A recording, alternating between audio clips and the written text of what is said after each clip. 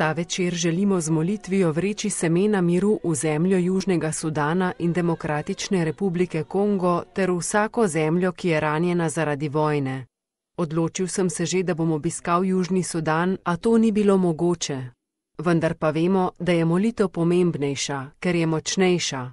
Molitev deluje z močjo Boga, kateremu ni nič nemogoče.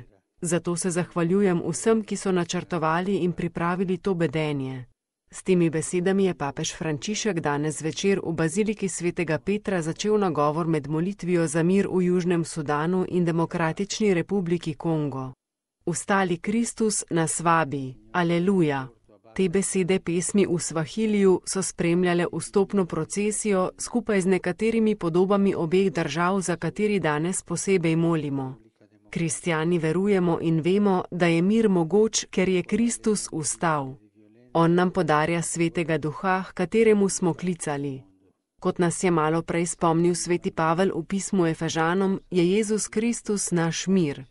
Na križu je nase vzel vse zlo sveta, vključno z grehi, ki povzročajo in podžigajo vojne, napuh, lakomnost, stremljenje po moči, laž.